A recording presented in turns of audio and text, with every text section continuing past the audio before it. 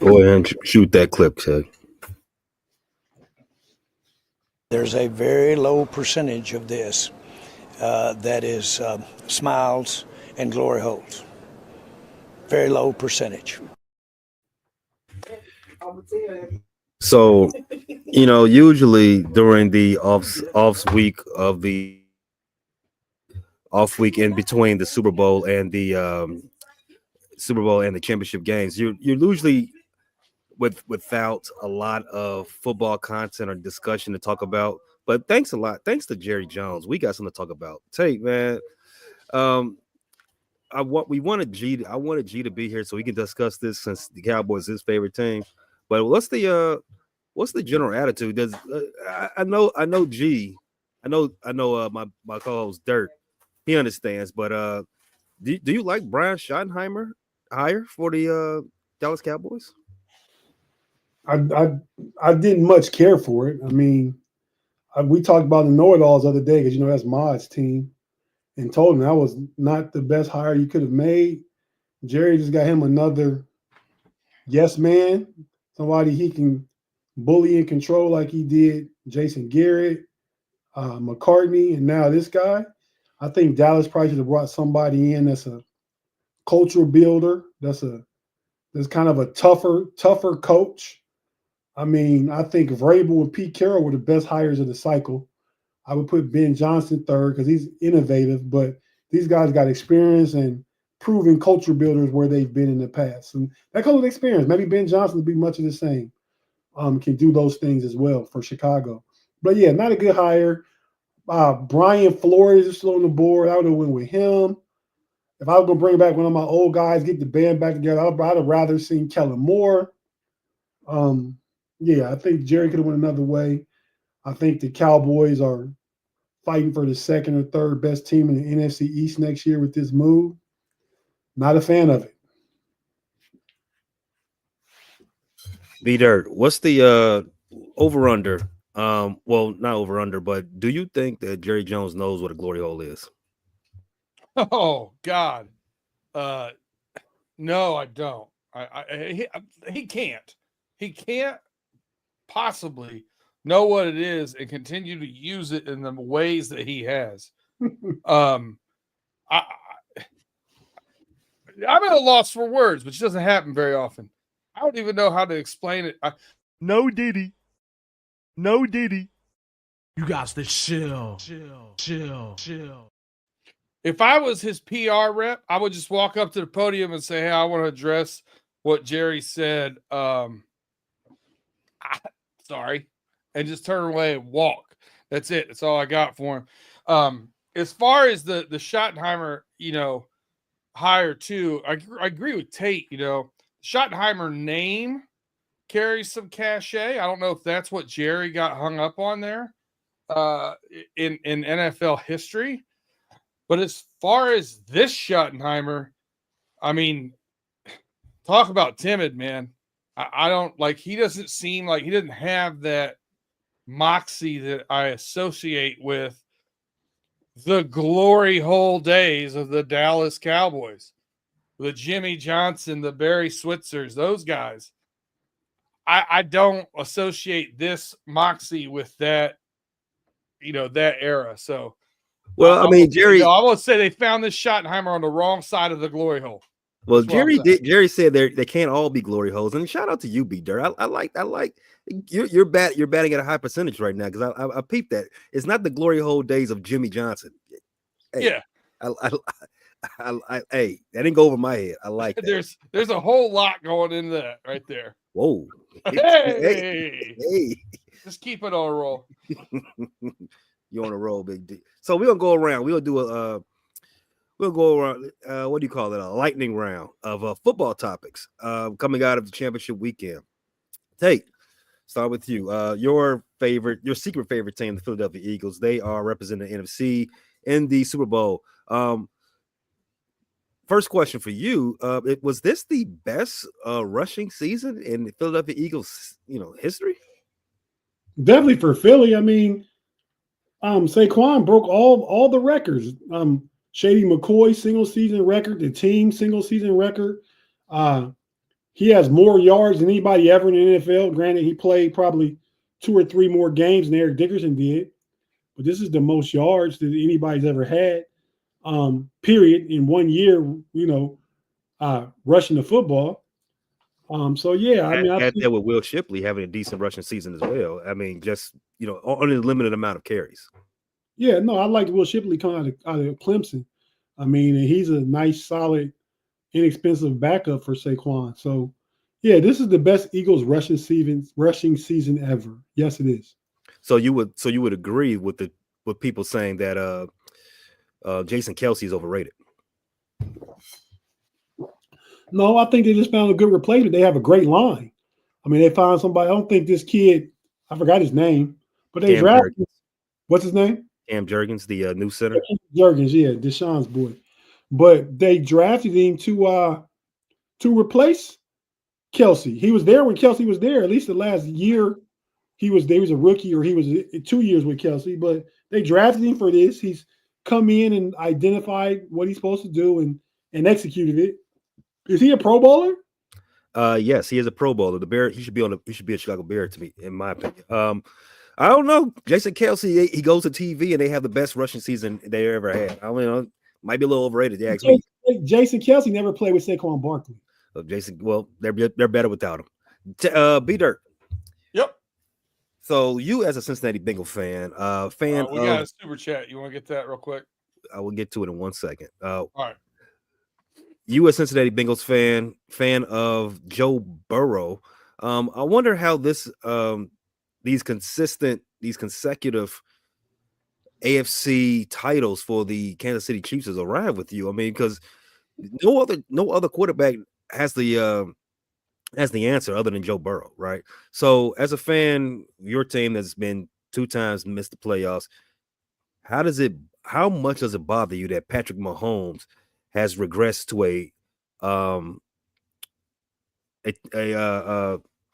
do you call it? A manager, a game manager, and while Burrow is right there, like, man, I'm the only one that can beat him, but this guy's a game manager messing around in the Super Bowl every year. Well, I've been hugely in the corner of this. Joe Burrow has been getting hurt because of inadequacies in our offensive line. He's had to run for his life most of his tenure as a Bengal. There's things that we have to shore up and need to do. And I'm very concerned because I know the way Bengals do things. The Bengals way has always been to sign your players, let them play out their contracts, and then figure it out. And I started seeing some things that have changed with that. They've also been that way with coaches. They've also changed that recently.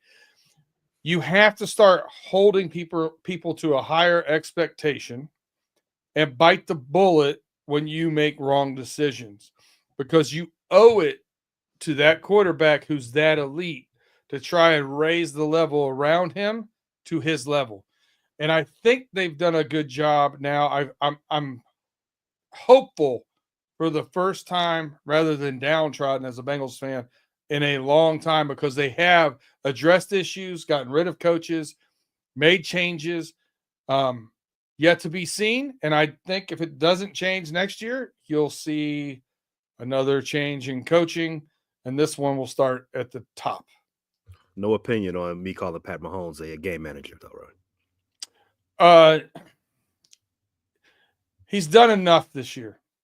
He's got a really good defense. He's done enough. He hasn't statistically had a great year. I get why you say that. I don't think he's been a game manager, but listen, do I still have faith in that guy to go out and make the plays when he has to make them? Sure do. I assumed that the New Orleans Saints would have hired a coach by the time we came on Friday. Because I remember I sent this to you all Monday. Like, hey, we don't talk about the Saints' new coach. They still don't have a coach. But they have circled Kellen Moore, offensive coordinator for the Philadelphia Eagles. Or at least that's the rumors that he's the number one guy that Well, they they even told people not to come interview anymore. Yeah, they're trying to get the deal done. Yeah, trying to get the deal done. I'm gonna come right back to you, Tate. Fly Eagles fly. Is Kellen Moore what he good look for the boys in the Bayou? That's a fine. That's a dirty fine, big fine. That's a fine.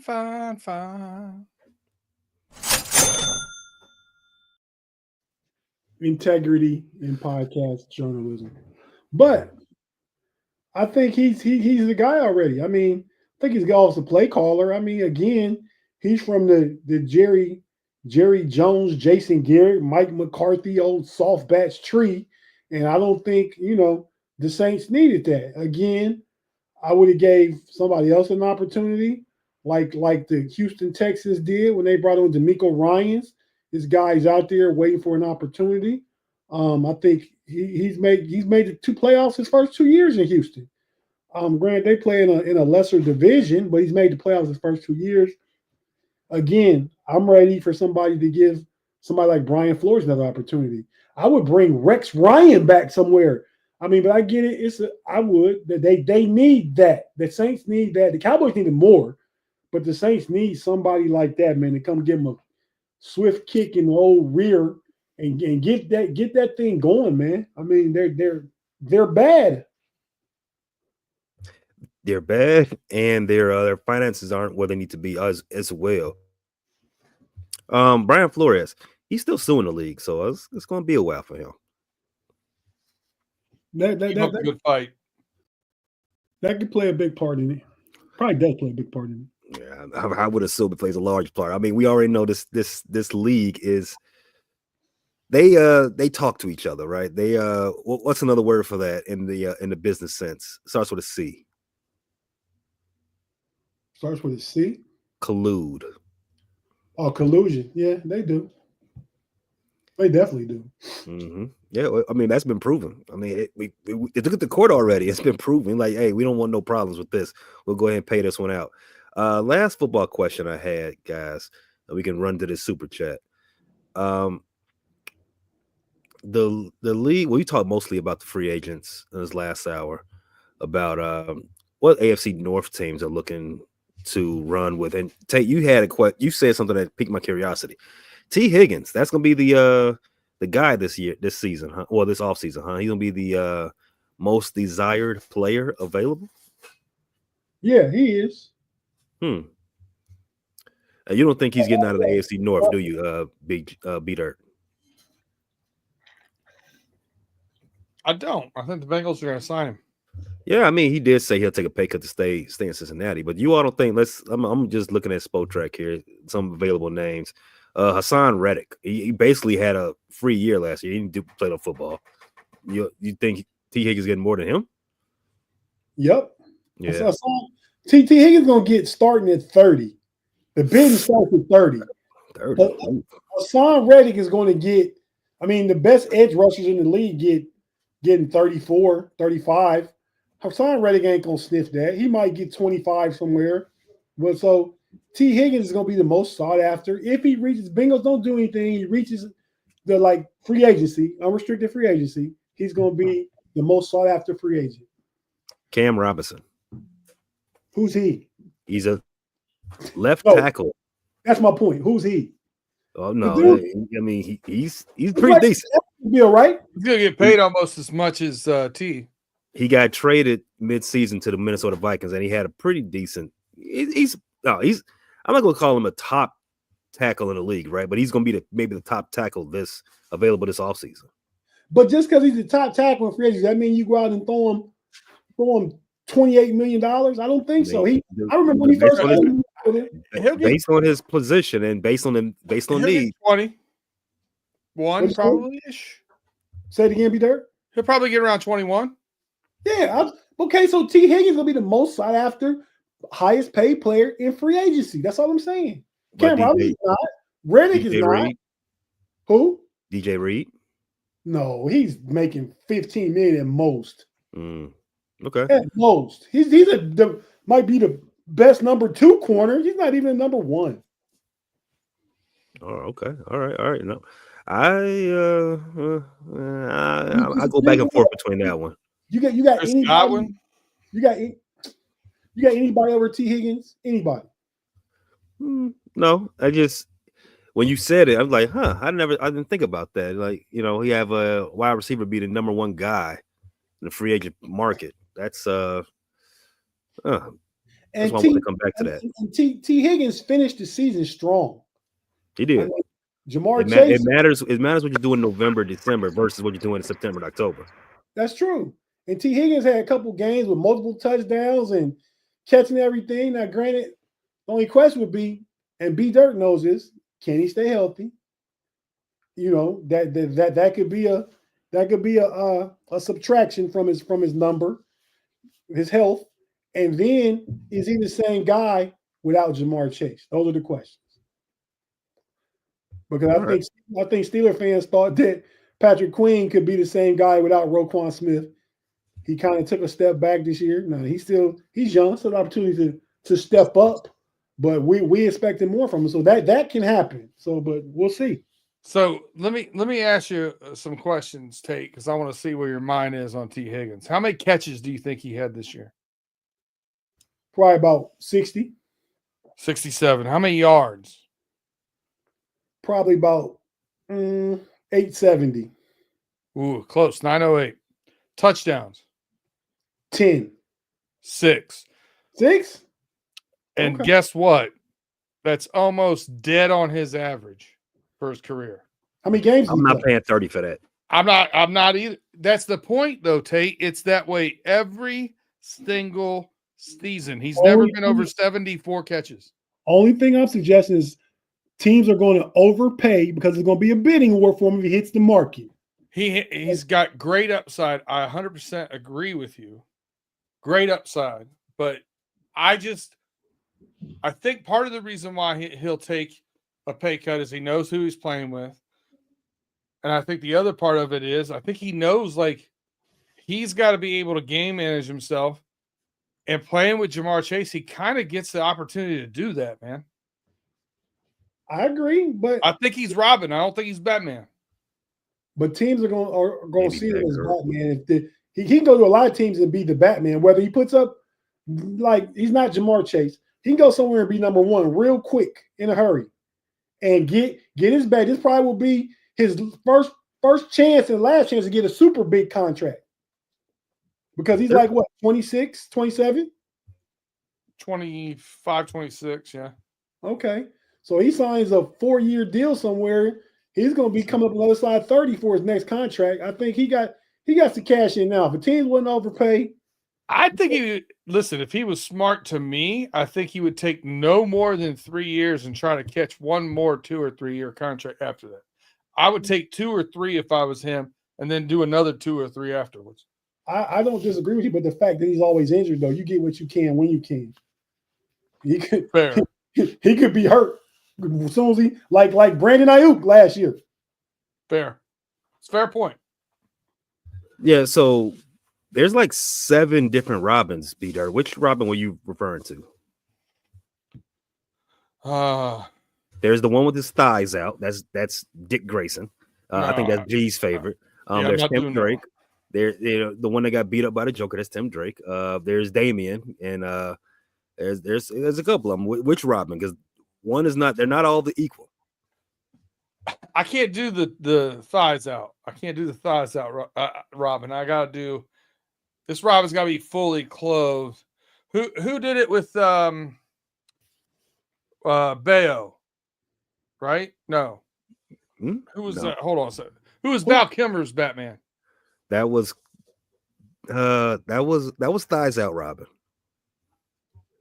Was it really? One from the TV show back in the day. But still, same one. That's Dick Grayson. That's thighs out. Oh, he played that in Val Kilmer. I guess that was 30 years ago. I like the one that was robbing to Ethan Hawke. Man, I might be a thighs out guy. Hey, I mean, it's a new day and age. B Dirt. I mean, show them, rock them if you got them. Chris O'Donnell. Yeah, that's the one I like. That was with Ethan Hawke. No, that was with Val Kilmer. That's not Ethan Hawke. Batman? No. Who am I thinking of then? I don't know who. Christian Bale, maybe. Yeah, that's what I'm thinking of. Yeah, Patrick Bateman. That was a good one too. No. You take that back right now. That's that Chris O'Donnell Batman right there. Ain't no thighs. I know, but the character he's playing, he was famous with his thighs out. They didn't put his thighs out in that movie. No, but the movie sucked enough, so the whole movie had their thighs out. Hey man, get Claude super chat. It's a fork in the road. Yeah, I know. We're trying to get to that right now. So, fork in the road. Claude Bishop. He wants to know something about a totally different sport. B Dirt. We have a question that is of mass importance coming from Claude. He wants to know who is the GOAT of the NBA. I also had fatigue with you not going to the fork in the road. So I answered it in the chat. It's King James. For those who don't read, that is King James, go to the NBA. And I think all of us are in agreement. King James, no need to ask us anymore. And I said, unfortunately, because more of a Michael Jordan fan. It's just my era. I grew up. I mean, I wear J's. I don't wear LeBrons. It is what it is. Missing out. LeBron's are better. But LeBron's the best player in NBA history, man. I agree. All right. One fun. Well, I don't know if this is a question because I don't think there's much we can get to on this one. But Justin Tucker, he was accused of being a I don't even know how you want to say this. Being a Watson, inappropriate actions with multiple masseuses over the years of 2012 to 2016. To me, I'll let you all if you all had any comments on it. Go ahead. Man, I'm starting to wonder if this is this the world we live in? Is this the new masseuse hustle? Are people that inappropriate? There's so many questions for me. I listen, innocent till proven guilty, but again, when 6 people come forward and it leaks out, you start wondering, the numbers start, adding too much to the story. But I'm going to hold off judgment. But guys, come on, man. Just get a massage. Yeah, I'm going to do the pages same. If you want more. Well, they don't have that anymore. But I'm going to do the same, B. Because here's the part that's important. They're only accusations at this point. Nothing's been put out there in a court of law. There's no he's not being sued or anything like that. There's definitely no criminal charges to this point. Right now, a small publication in Baltimore, in my opinion, they didn't even do their best journalistic work in finding these in reporting this, in my opinion. They've got 6 masseuses who are accusing Justin of misappropriation. Not a misappropriation, but misconduct rather in the massage room. I don't know how people get all so worked up in there. I mean, I go to massage. I'm getting struggling to stay awake. Yeah, I'm going to sleep. I'm getting the sports massage. They're digging their knee and elbow into my back and stuff. Hard for me to get aroused. I don't know what they got going on. Yeah, the 2 times I've got a massage, I've gone with the wife. We've been on vacation somewhere and we get a massage. We go together, so you don't have to worry about getting in trouble at all when you're with your wife. But probably you should have to worry about getting in trouble just because you're not that guy. But yeah, so Tucker's denying everything. His lawyers denied everything. I mean, we're in a day and age where these allegations get out there, they come out and they get out, and it floods the platform sphere, right? I mean, whether it's true or not, and once it's said, whether it's true or not, it's still being said. I mean, so I don't know if even anymore there is your day in court, because once you're associated with that, it kind of sticks with you, whether you're found guilty in the court of law or not. It is a sticky situation. But I'll say, like, Justin Tucker's position is one that's real mental too, right? So it'll be interesting after he just had a little bit of an off season. I mean, very much an off season for him, but he just had a little bit of an off season kicking. Does this add more frailty, chinks in the armor? It's going to be real interesting to see how this goes forward. Even if this is like all swept away, we find out nothing really comes of it. It's still going to be interesting to see how it affects him. I hope it isn't a ding in his armor, or maybe I should say kink in his armor. Let's go over to that other sport that Claude wants us to talk about, NBA. Adam Silver this week, he said that there is potential for there to be some adjustments to be made to improve the NBA gameplay. Fellas, another lightning round. We'll go around the room. What's one improvement you'd make to the NBA to make the game more appealing? Let's start with our representative of the Cleveland Cavaliers. Tate, what's something to make the game better? One thing. I think college game is exciting. I think if they went to the 1-and-1, then you implement more strategy in it. I mean, so when you foul somebody intentionally, it really elevates the strategy of that choice. I mean, they don't get 2 free throws. You make the first to get the second. I think that would add a lot more excitement. Would you do it like college though until you get to a certain fouls? You get 2. Yeah, like so. Right now they shoot at 5 fouls in a quarter. I think if you get to 5 fouls until you get to 8, then you shoot 1-and-1 from 5 to 8. At the 8th foul, you start shooting 2, because they reset that every quarter. In college, it's by half. In the NBA, it'd be by quarter. If you got more than 5 fouls in a quarter, you shoot 2 right now. But if you get 6, you would shoot 1-and-1, and 7, 1-and-1, and then 8, then you get to shoot 2. What about you, B? How you gonna make that change?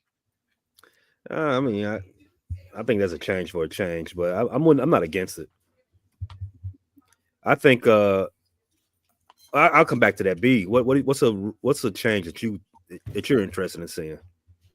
I would change the court, but it won't happen with what I want to do, because you would have to widen the court a little bit, and then you would have to take away a row of seating more than likely. And I don't think the NBA is going to do that, because I would widen the court. I would take the 3-point line out a little bit more. And I would slightly widen the paint as well. I'd add more spacing to the game and make the 3-pointer a little bit longer.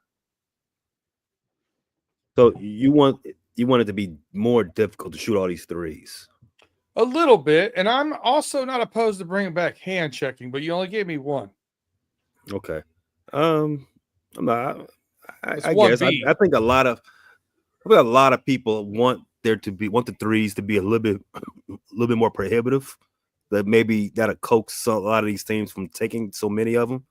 I don't think that's how the human mind works, especially from a competitive standpoint. But I'm not against it. One thing that I'm looking at,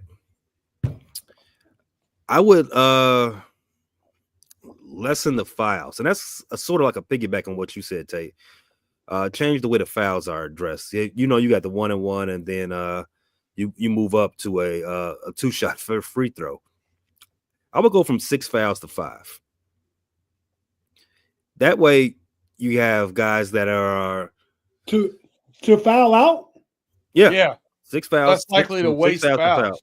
Less likely to waste fouls. And if you got a guy that messes around and gets 3 fouls in the first half or first 66% of the game, it's a lot. You get a lot more mobility from the other team, a lot more offense. I think fans prefer offense more than defense. I think there's a certain segment that love to see grinded out defense, but I think that's the minority. I think more people want to see the entertainment, right? And the problem is the NBA has moved into the entertainment lane, but the entertainment is a little cartoonish for our taste. The entertainment to me comes in the drama in the game. There can be drama in a defensive. You watch boxing, it can be drama in a defensive struggle. The classic Heat versus Knicks rivalries, the Bulls and Pistons, all those were classic matchups, and they were physical. And you know what I mean. So now, I mean, the sports is changing in general. Like, right? I mean, in football, the whole middle of the field is open. You can't hit anybody. You can't. It's non-restricted now. You can do whatever you want with no punishment. I mean, so I'm definitely not with that part of it. If they did, they'd have to shorten the clock. College gets 5 fouls. They only play 40 minutes. NBA plays 48 minutes. So I think 6 is a good number for the amount of time they play. But that's just my thoughts on the changes you suggest to implement. What you got, B? I'm gonna let it go. He brought it back down a little bit, but I think they waste too many fouls though. Like the nickel dime, blah blah blah. Like they just walk over, wrap you up, and stop play for no reason or to reset or to whatever. I think. Okay, your point with the time, I understand. So what you're doing is saying, okay, these guys play 48 minutes instead of 40. But what Pay's saying is you hold them to a higher standard than you do a college student. Do you have anything against the intentional walk in Major League Baseball or getting out of bounds in football? It's all part of the strategy of the game. So here's the problem with the intentional walk and the difference in this. The intentional walk, if you say, hey, you can't intentionally walk somebody, guess what I'm going to do? I'm going to intentionally walk them. I pitched in my career. I did it all the time. We never intentionally walked somebody. But there was a lot of guys I didn't throw any strikes to. So, but that's strategy though, right? If you want to put somebody on base, you can. I mean, and they changed the game. So an example of what Pace saying as it relates to baseball is what's it called this year? The golden batter they're going to implement where you can. No, they're not doing that. They're not doing that. They're not doing that? No.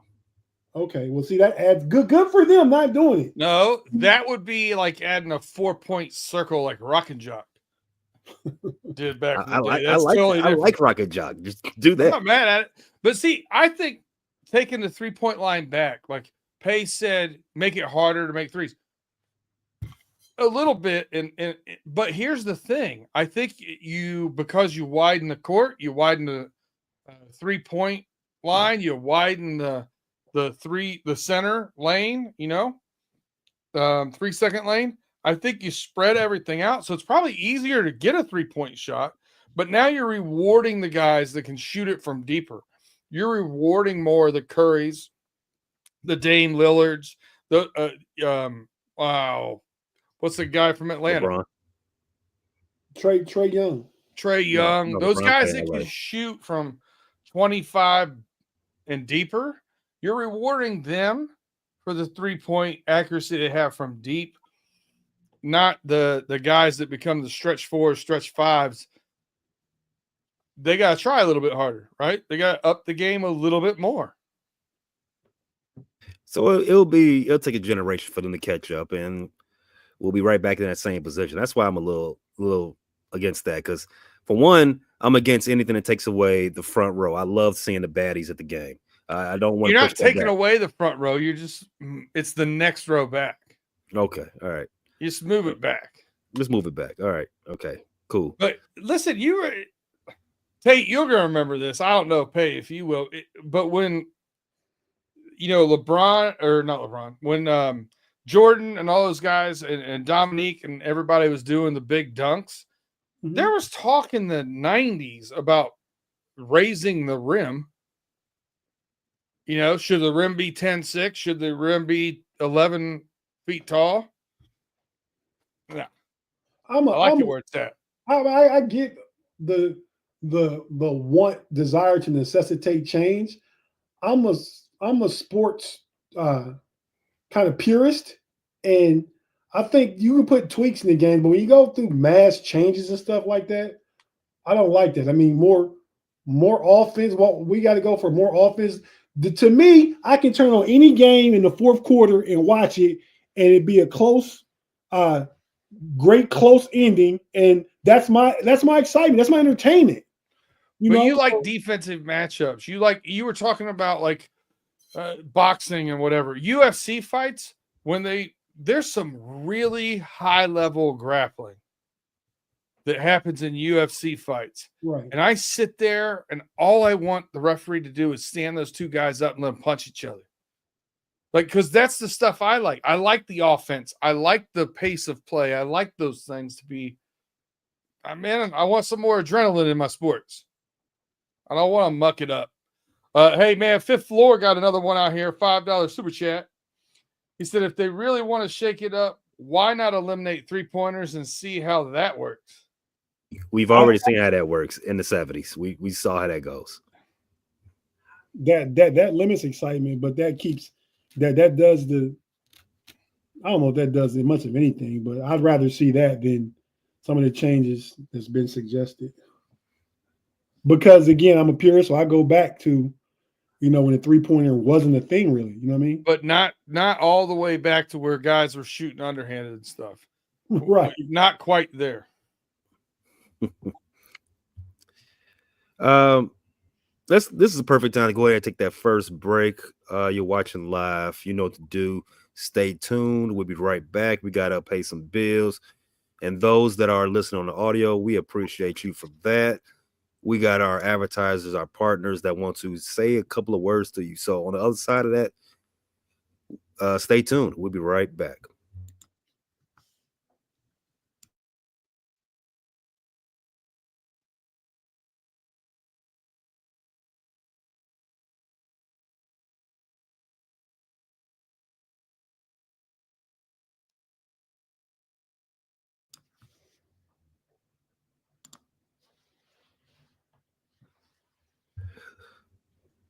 So we talked about in the last segment when we talked about changes we'll make to the NBA, and one of the leagues that was compared was Major League Baseball. They've undergone a lot of changes to their game in the last 10 years under the leadership, under the stewardship of a controversial commissioner. So let's go ahead and talk about Rob Maferd as his 10th anniversary of commissioner of Major League Baseball is right about now.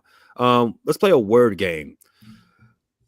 One word to describe his decade-long tenure. And I'm going to kick it off with you, Tate.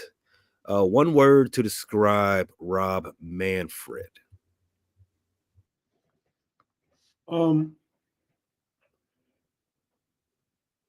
Adaptable. He's been adaptable to change. He took over a while ago, 10 years ago, but shortly after the steroid era, you know what I mean? So he kind of closed that thing up. Not the glory hole, but the the steroid era. Boy, it's still wide open.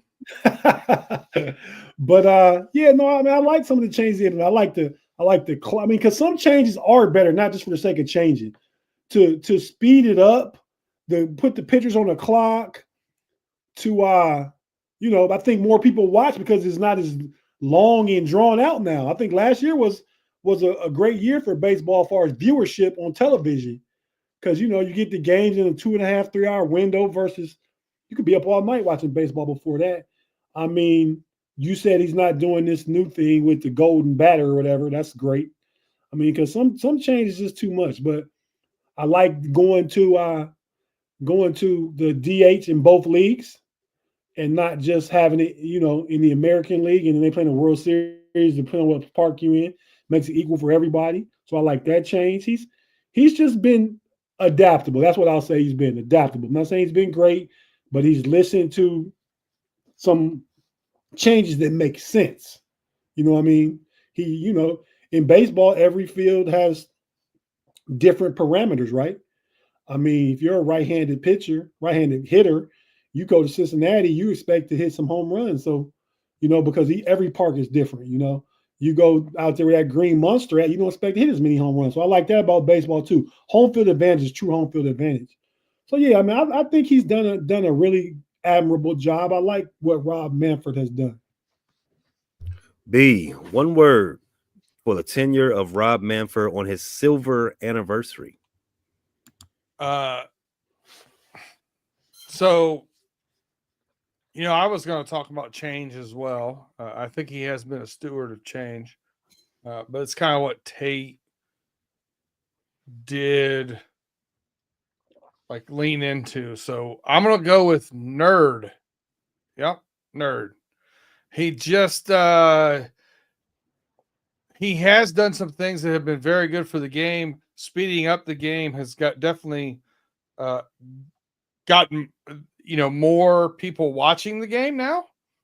I think he does have some things that may be able to keep the younger generation into the game if he keeps speeding it up and doing some interesting things. But man, his ability to communicate and like be likable, sometimes he just misses that mark, man. Nerd. My word is controversial. The word controversy fits most with Fred Manfred because all this controversy that he's been involved with in all the 10 years. One, you had the cheating scandal from the Houston Astros and the New York Yankees. One that I felt that was not dealt with severe enough. There was controversy between all of the changes that he made, some for the good, some for the not so good. I think we haven't let enough time pass where we can get a real grasp of how those changes go.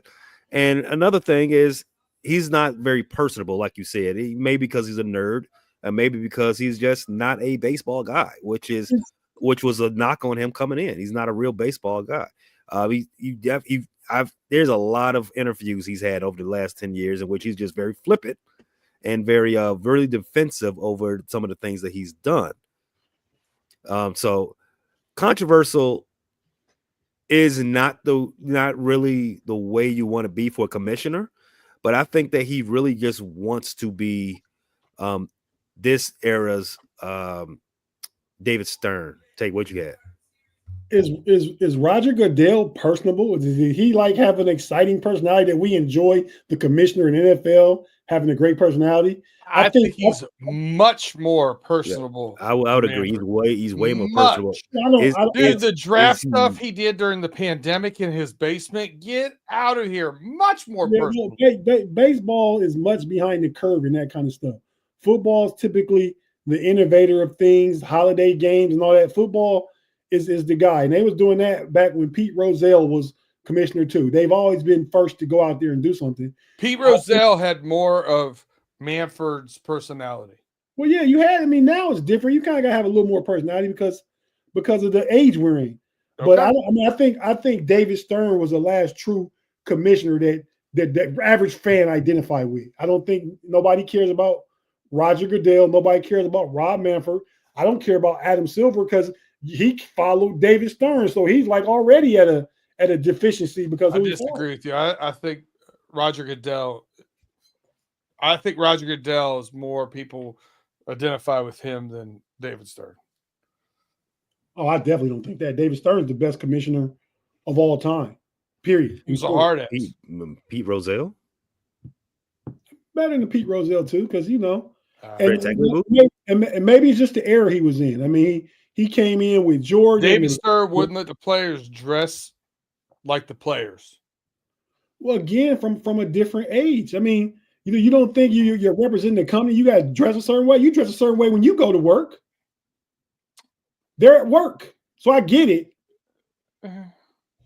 You get it, huh? All right. Tyrant Tate strike Yeah, again. you go ahead and defend that part of David Stern's legacy if you want to. I'm not going to. No, I'm not. that was. But I do bullshit. want to rewind this a little bit, Pay, and I want you to know that you took Rob Maferd and Fred Sanford and mixed them together at the 42-minute mark here and made Fred Manfred.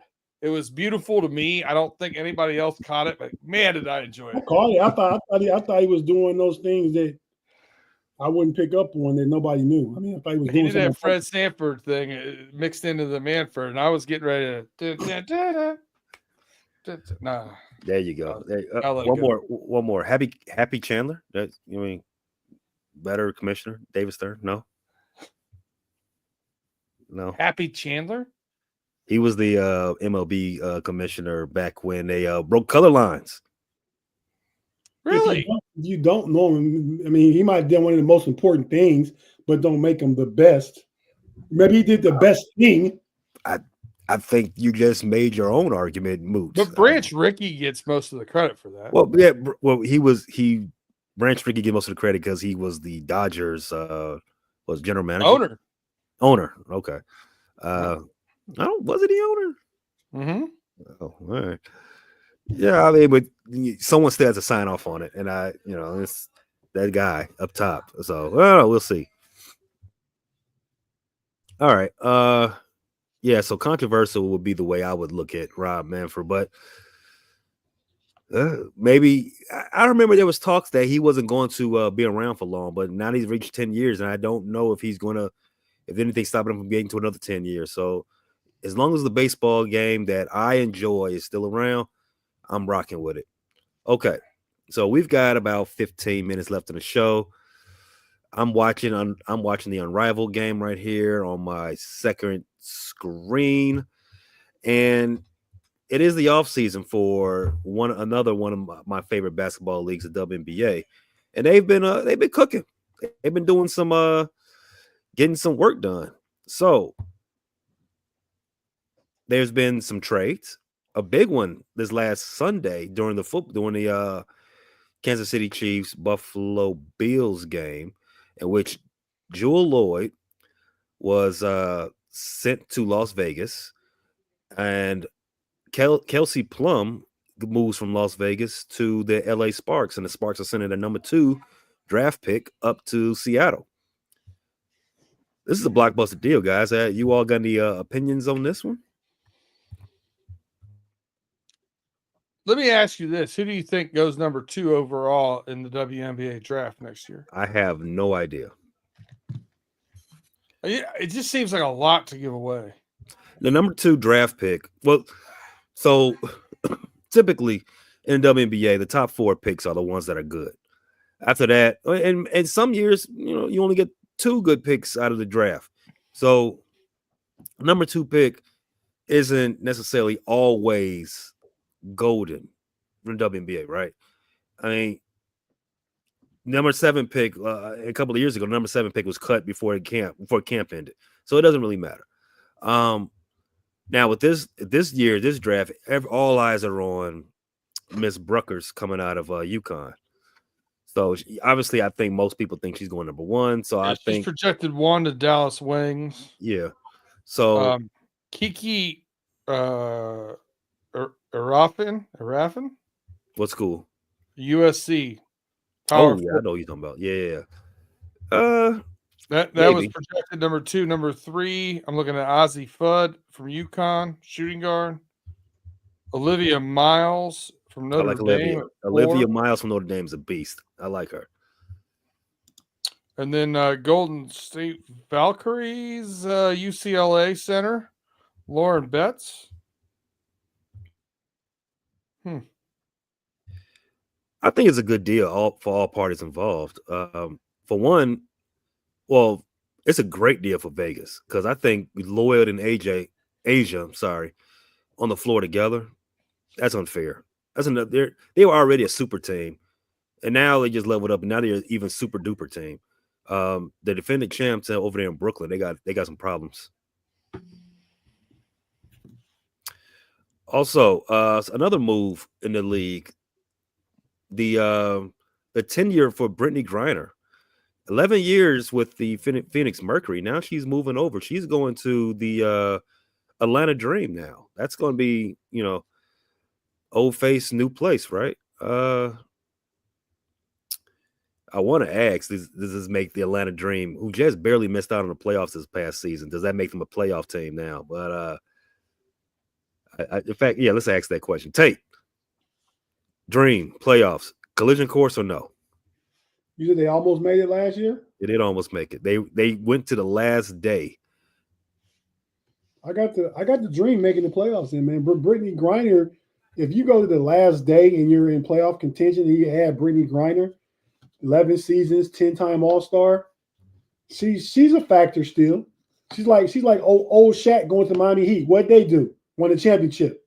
So I think Brittany Griner can be an impactful difference maker come down the stretch. Now, you won't give her all the minutes during the season, but you'll have her fresh for the playoffs, and she'll make an impactful difference. I kind of agree with you there. I think Griner's obviously our best years are behind her. I didn't think she should have been an All-Star last year, but for Atlanta, I'm not sure if they're bringing back some of the players. Well, yeah, some of the players that they had last year, but I think the principal part of that roster is still going to be there, and I think adding Brittany will make that squad a lot better. I to that point, I agree. What do you got, B? When I test when I watched Phoenix last year, Brittany Griner did not impress me. But at the end of the season, you look up and she's averaging 17, almost 18 points a game, still effective on a team that I think is going to really embrace her. And like Tate said, I mean, they really need her for the stretch run, rebounding, big body. I think they probably were going to make the playoffs this year without her. With her, I think they definitely do. Yeah, you know what? Let's we can make this a 3. I don't want to say 3. I would agree with both of you. Listen, prove to everybody we can have a Freaky Friday without Big G here. Yeah, I'm trying my best. If we could, I think we can go ahead and say that I think they are the favorites, a playoff favorite at least, right? Yeah. Brittany Griner's no longer in her glory hole days, but she still can get it done. Yeah, that's what I was going to say to what you said. She's not the beginning of her career, the Baylor Brittany Griner, but she's still an impactful player on the floor. Her size alone, her, like you said, she doesn't do anything that's exciting on the court, but she's averaging 17 and 7. Those numbers make a difference on the team trying to get in the playoffs. And she never averaged more than 15.5 points, 15.6 in her first 4 seasons. I just pulled it up to see where I'm at. She was at 17.8 last year. I knew she was over 17. So she's better now than she was her first 4 years in the league. Yeah, numbers wise, but she's more springy, more athletic, more of a difference maker, probably at the defensive end. Now she's got bigger, more girth to her. I mean, if women can get girth, she has more girth to her. She can post up. She's better. Probably the only thing she doesn't have more of in her stats, she has more steals, more assists, more everything but blocks. To your point, a little spring was lost, but everything else she's become better at. While we were doing the first hour of this Friday, there was a 3-team deal between Brittany's former team, the Phoenix Mercury, Dallas Wings, and the Indiana Fever, Caitlin Clark's squad. Phoenix is giving away the number 19 pick and 3 players. Indiana is giving away Nalissa Smith and the number 8 pick coming up in the draft. and Dallas is giving up 3 players. What Indiana gets, they get Cunningham. I'm not even sure who Cunningham is, but Phoenix is getting. I think Phoenix wins this deal. They get 3 new players, which is helps fix, well, not fix, but helps losing Brittany Griner. Dallas gets another 3 players. Indiana gets a draft pick and another player. Indiana's another squad that I think is going to get better this season. New coach, second year for Caitlin and a couple of their players. We should see. I think Atlanta's improved themselves. Indiana should improve themselves as well. Las Vegas definitely improved themselves a lot with just this one move. I think overall I give the best grade to the WNBA. The fact that we're talking about them right now, their season doesn't begin till May. They're making these deals and making these changes. It's turning into a big, quote unquote, big boy sport. So I can appreciate them getting action in the offseason, making moves, willing and dealing, trying to get better. Kudos to the WNBA. We have a question in the live chat. How many teams are in the WNBA? That is 12. 8 make the playoffs. But listen, I think part of that's unrivaled, right? Pay to your point. Like, part of the reason why we're talking about them is because they didn't have to leave the country to go make money overseas during the off season. They're still in front of us. They're still here, whether it's the regular season and it's on, nationally televised or whatever. It's still here and it's still being chattered about more. I think the Unrivaled League was a great move for them. Yeah, shout out to that because it's a great watch. I like it. I like it even more than the WNBA product, to be honest with you. It's a 3-on-3 league, full court. I'm not sold on how long the games are. I think that's excessive for a 3-on-3 game. I mean, even in my prime, I'm not running a full court 3-on-3 for an hour. That's crazy. But I like watching it. It's open floor. You got some of the best players the WNBA offers, and they're out there. You can see their whole game, not bogged down in a 5-on-5. Another question from the live chat. Hey, will there be any WNBA expansion to Cleveland, C-Bus, or the what do you call it? The Triangle? The Pittsburgh, whatever triangle, the Anthony Sports Triangle. They are expanding. I don't know if they're coming to Cleveland or Columbus. Detroit's trying to get a team back. Hold on a second. I've never heard the terminology Anthony Sports Triangle. What is that? He said the Anthony Sports Triangle is Cleveland, Columbus, Pittsburgh. Is that the Gavin Anthony Sports Triangle? Is that like where he cares about the world? I see what you're doing. That would make sense, B-Dirt. I see what you're doing there. Yeah, he made it up. Okay, he made it up. All right. Yeah, so I think the two new franchises are supposed to start not this season, but in the coming seasons for the WNBA are in Vegas, Portland, right? And there's one more out east. I'm forgetting. I can look that up for a quick. But yeah, to answer the question, expansion is coming.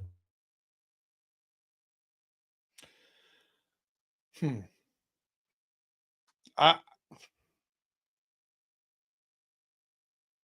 don't know that. So Pittsburgh has a history ages ago of basketball, right? Golden State, Portland, Golden State. There's some ages ago history with basketball in Pittsburgh. Man, how long ago was it, Tate, when like, collegiate basketball and professional basketball, there's a lot like underground stuff here to have in Pittsburgh. It's been years. Yeah, it's been a while, but Pitt did beat North Carolina tonight. That was a big win. I'm sure they got to do anything. You talking about Pitt basketball, Pittsburgh? No, Pittsburgh, right. not college, pro. No, but still, Pittsburgh. It was a big game there the other day. Highly turned out. They beat the North Carolina Tar Heels. Not a big game. I'm sure the city was abuzz the next day. B-Dirt. I don't think no one cared. If you're 13-9 trying to get in the tournaments, they're all big games. So it was a big game for the Tar Heels too. Then no. No, just another game. They're all just games for the Carolina guys. Davis is putting up some historic numbers, though. Curry's back. They got another Curry. What? They got another Curry. No. Oh, how they doing that then? What? You said Davison. They're putting No, up I said historic. Davis You're talking is about school. putting up some historic numbers. He's talking about the player. You're talking about the school. Oh yeah, I'm talking I'm about. talking about your guard at North Carolina. RJ. Yes, sir. I think he's the reason why they losing. Take his historic numbers to the league. Do something. Get out of the way. All right. The last thing I had was the NBA. The NBA All-Star roster. So that they gave up. The reserves were announced this week.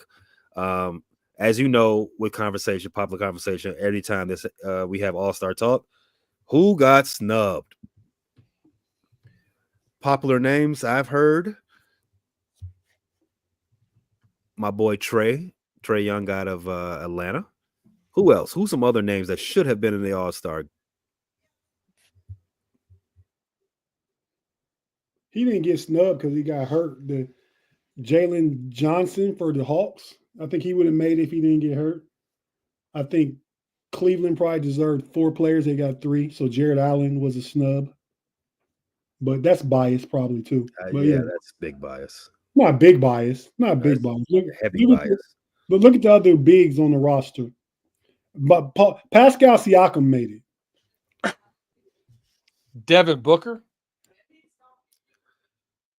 Devin Booker. That's a good one. I mean, he's got a name. He dates a Kardashian, but No, he's on there. Is he on there?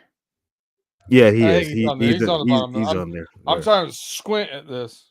His squint.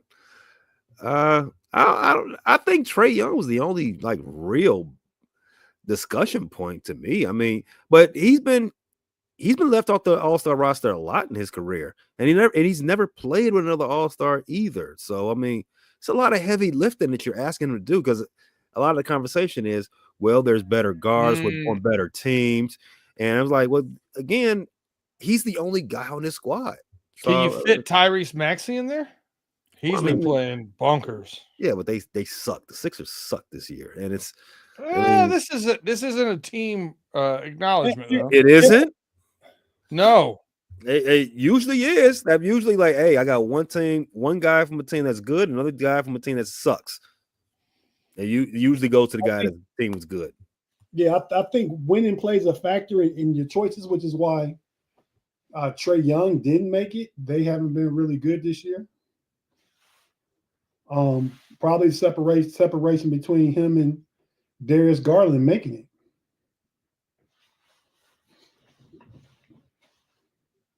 But yeah, I mean, so I don't see a snub. I mean, I think I don't see. How about all right? So there's no. How's Joel Embiid made it? He's played in 7 games. Well, I mean, he's MVP. I mean, he's MVP of what? I mean, listen, man, don't come for JoJo. Someone's going to get his spot because he's not going to play. All right, JoJo is the MVP of the hospital or urgent care or whatever. Oh man, ain't nothing to do with basketball. Well, man, he's got degenerative knees, man. He's been carrying that franchise for 10 years. He's missed 400 games. It's a heavy franchise. The Liberty Bell is not light. No one mentioned LaMelo Ball. His brother's more of an MVP more of an all-star than Melo right now. Melo's been hurt. He might perform at halftime. Oh, wow. Swerve in that corner. Okay, so those graphics are the teams, Pay, because we know they're doing it different, right? So those are the 4 teams. What team you like best? All right, so I'm gonna run down the rosters real fast. We got one team that has Luka, Kevin Durant, Shea, LeBron. I like that team. I mean, I'll stop right there. I don't need to see anybody else. I like that team. For fairness to us in the audience, you got to read all of them. All right, so that's one team, and they also got Jokic and Devin Booker on that squad. Then another team, they have Steph, Ant Davis, Ant Edwards, Paul George.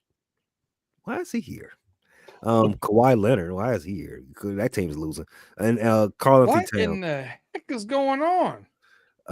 Another squad has on the East. They have Paolo Banchero, Jaylen Brown, Jalen Brunson, Tyrese Maxey, Spider, and Julius Randle. And the last squad, you got Greek, Joel Embiid, Tyrese Maxey, Dame Leonard, Jason Tatum, and Bam Adebayo. This isn't right. So I don't know. I don't know what this is you're showing me. Well, that's what I searched and got the rosters. I mean, because I know my boy Evan Mobley made it, and I'm not so sure Devin Booker did make it. This is a producer error. Let me get the real rosters real quick.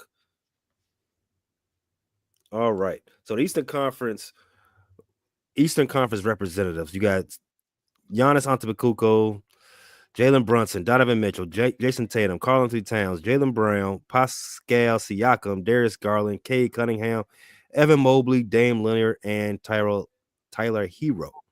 Out west, you got Steph Curry, Kevin Durant, Shea Gilgeous-Alexander, LeBron, Jokic, and the reserves are Ant Edwards, Anthony Davis, James Harden, Jaren Jackson Jr., Alfred Sengun, Jalen Williams, and Victor Wembanyama.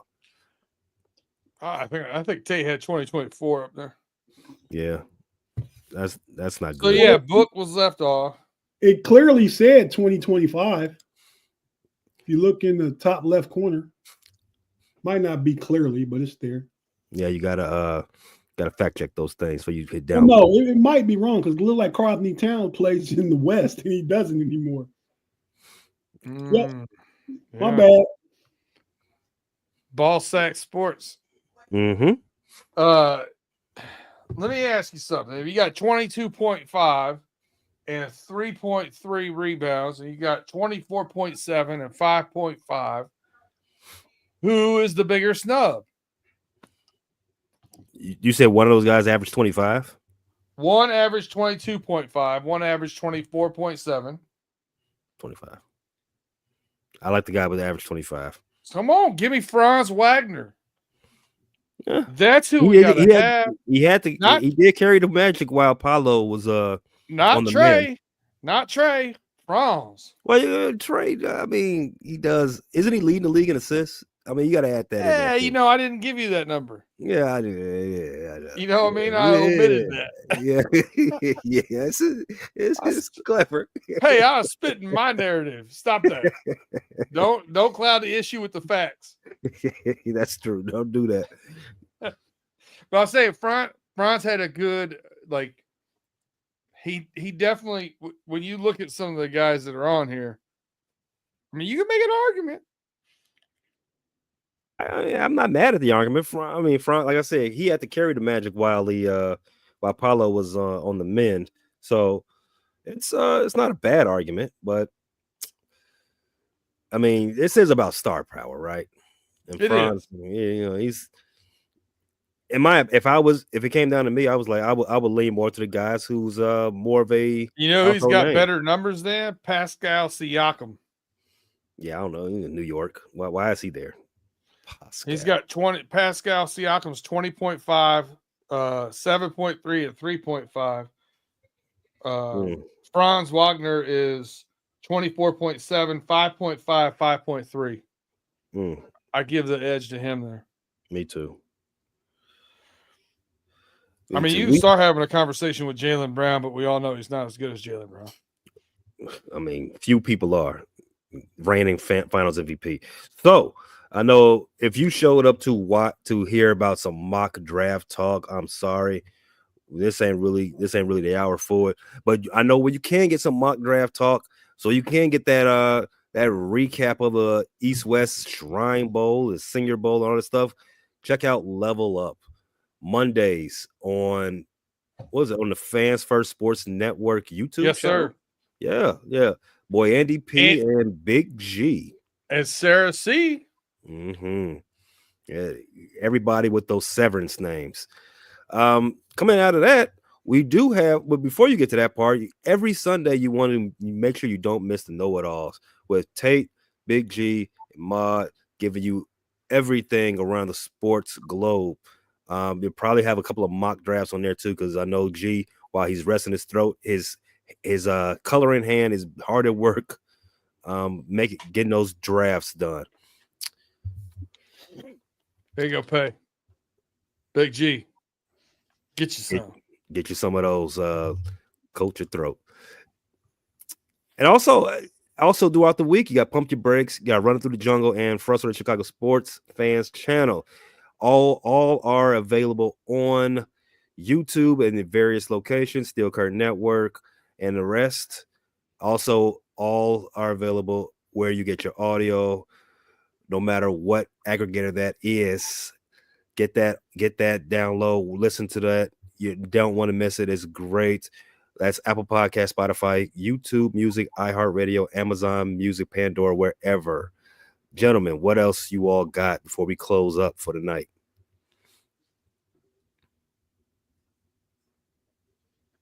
Tate, I was giving you the floor. Oh, that's what you were doing. I thought you were asking for rain, but no, man, I don't have anything. Yeah, I mean, check us out on the Know It Alls on Sunday, and share with your friends, man, to like and subscribe to the Know It Alls channel. We're trying to get those numbers up. We've been stuck around the same mark for about a week and a half now. So share it with somebody. If you haven't subscribed and liked, we appreciate if you listen to it, but you don't got to listen to it. Just subscribe. That's true, man. Just download, subscribe, download, unsubscribe, resubscribe, download again, share. That's how you become a homie. And from all my homies and to all my homies in the live chat, have a great weekend. Peace. I got one thing before we leave. Before Get you that cut one us thing. out. I actually wanted to be here last week so that I could give Tate all kinds of hell for misinterpreting one of my takes. And then since then, we've had the tragic incident, in near Tate in the DC area. And now during break, I came back a little bit late from break because I found out when I walked out that like a helicopter or something from a Philadelphia hospital actually exploded and fell into row housing in South Philly. So I pray for everybody, all the families that are losing loved ones and all the things that are happening. Kind of puts everything in perspective, man. And things are getting a little crazy out there. Stay strong, stay positive. Keep carrying on.